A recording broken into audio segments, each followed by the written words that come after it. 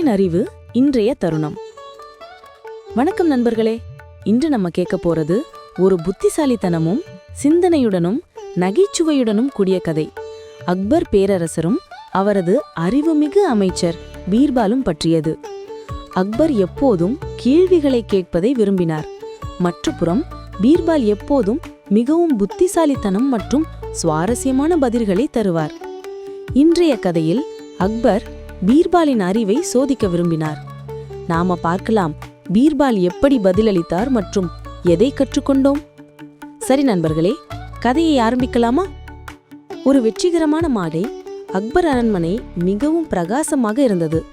அரண்மனையின் சுவர்கள் சூரிய ஒளியில் பொற்கதிர்களாக பிரகாசித்து தங்கம் மற்றும் வெள்ளி ஒளி அனைத்தையும் ஒளிரச் செய்தது. அக்பர் பீர்பாலை கூப்பிட்டார் சின்ன சிரிப்புடன். பீர்பால், இன்று நான் உன் அறிவை சோதிக்க விரும்புகிறேன். நான் உனக்கு மிக முக்கியமான 3 கேள்விகளை கேட்கப் போகிறேன். உண்மையுடன் பதிலளி. நாம் பார்க்கலாம் நீ எவ்வளவு அறிவு கொண்டவன் என்று. பீர்பால் மரியாதையுடன் தலைகுனிந்து, மன்னனே, நிச்சயமாக நான் என்னால் சிறந்ததை செய்கிறேன் என்றார்.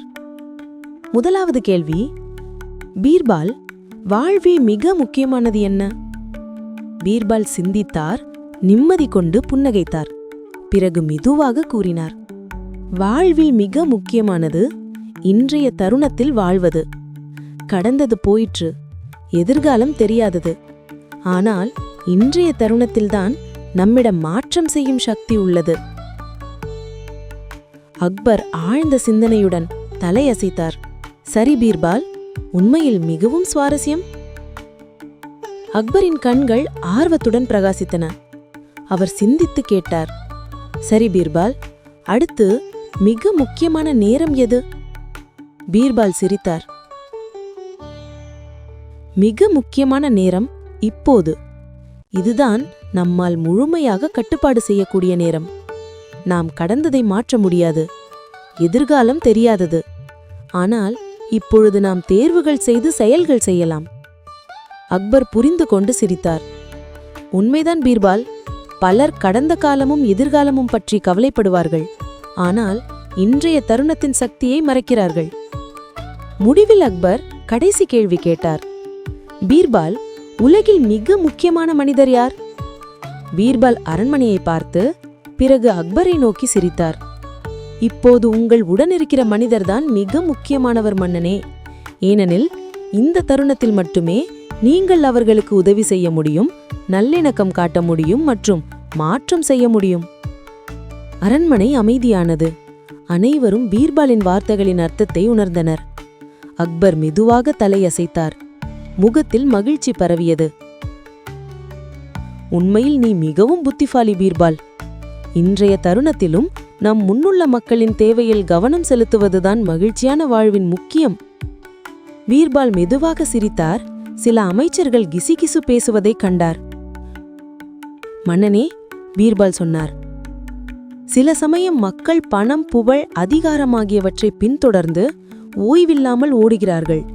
ஆனால் மிக எளிய விஷயங்களை மறக்கிறார்கள். அதாவது, இன்றைய இருக்கிற தருணத்தை அனுபவிப்பதும் மற்றவர்களை பாராட்டுவதுமே முக்கியமானது. அக்பர் சிரித்து ஒப்புக்கொண்டார். சரி பீர்பால், இனி நீ கூறியவற்றை நிச்சயம் நினைவில் வைப்பேன். பீர்பால் நகைச்சுவையுடன் சொன்னார், மற்றும் மன்னனே, ஒரு ராஜாவும் சில சமயம் ஆழ்ந்த மூச்சு எடுத்து ஒரு கப் தேநீர் அனுபவிக்க வேண்டும். அரண்மனை முழுவதும் சிரித்தது மற்றும் அனைவரும் ஒரு சிறிய ஆனால் முக்கியமான பாடத்தை கற்றுக்கொண்டனர். வாழ்க்கை இன்றைய தருணத்தில் சிறந்தது, நேற்று அல்லது நாளைக்கு அல்ல. நண்பர்களே, இன்று நாம் என்ன கற்றுக்கொண்டோம்?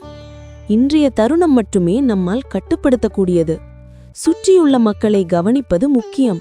ஏனென்றால் அவர்கள் தேவை அறிந்து உதவி செய்வது அத்தியாவசியம். கடந்தது போய்விட்டது, எதிர்காலம் தெரியாதது. அதனால் அதை பற்றி அதிக கவலைப்பட வேண்டாம். அக்பர் பேரரசரும் அவரது புத்திசாலி அமைச்சர் பீர்பாலும் இதையே கற்றுக்கொண்டார்கள். எப்போதும் நீங்கள் கவலைப்படும் போது ஆழ்ந்த மூச்சு எடுத்து கேளுங்கள். நான் இன்றைய தருணத்தில் வாழ்கிறேனா மற்றும் நான் என்னுடன் இருக்கும் மக்களை கவனிக்கிறேனா?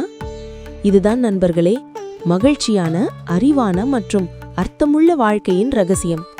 கேட்டதற்கு நன்றி. மற்றும் அடுத்த தடவை இன்னொரு சுவாரஸ்யமான அக்பர் பீர்பால் கதையுடன் சந்திப்போம்.